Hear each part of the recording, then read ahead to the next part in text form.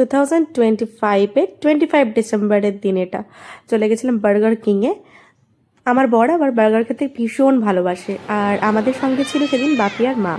তো সবাই মিলে চলে গেছিলাম বার্গার কিংয়ে বার্গার খাওয়ার জন্য। বাপি মানে আমার শ্বশুর মশাই এইসব জিনিস একদমই খান না, আর মায়ের ছিল বৃহস্পতিবার, উনিও খান না। মিশু তুমি আমার সাথে যাবে? তুমি আমার সাথে? হ্যাঁ চলে যায় সবার কাছে।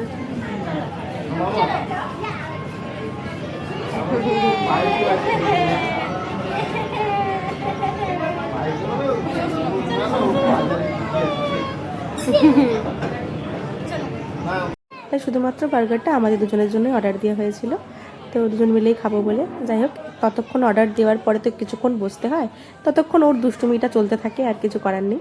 তো এদিকে ও দুষ্টুমি করে যাচ্ছে, ও দাদু পিছন পিছন দৌড়াচ্ছে।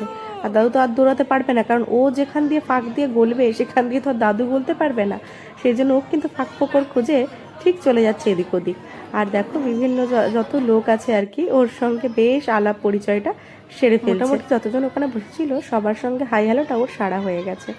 যাই হোক, আমরা ওয়েট করছি, কিছুক্ষণের মধ্যে আমাদের বার্গার আসবে, তার অপেক্ষায় আমরা আছি আর কি।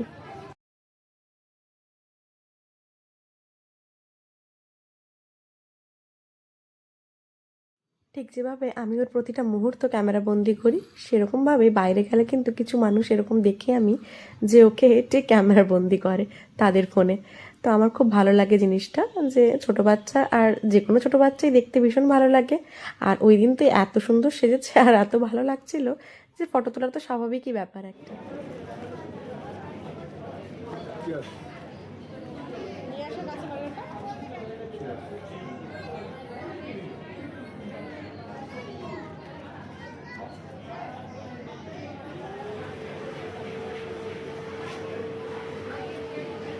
আমরা যখন ঠিক এভাবে খাচ্ছি, আরেকজন কিন্তু অপোজিট সাইড থেকে দেখছে, তার রিয়াকশনটা তোমাদের দেখাতে চাই।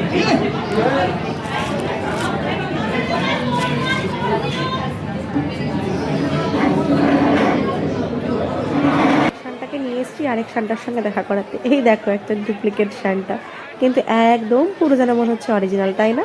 বেশ শানটাটা কিন্তু হেলছে আর দুলছে। আমার কথা বলতে বলতে শানটা বেশ কিছুক্ষণ ঘোরাঘুরি সময় কাটানোর পরে এবার একটু নিচে গিয়ে কিছুক্ষণ বসবো, তারপরে চলে যাবো বাড়ি। আর যতক্ষণ আমরা বসবো মনে করব, ততক্ষণ তো আরেকজন দুষ্টুমি করবেই। দুষ্টুমি না করলে কি তার হয় বলো? যাই হোক, এদিকে কিন্তু শানটা দৌড়চ্ছে, দেখো। বাবা বাবা, আমার শানটা বাচ্চাটা, শানটা যায় না বাবু। আমাদের এই সন্ধ্যাটা লাস্টে আইসক্রিম দিয়ে শেষ করে। আমাদের একটা 4 জনের সেলফি তুলো।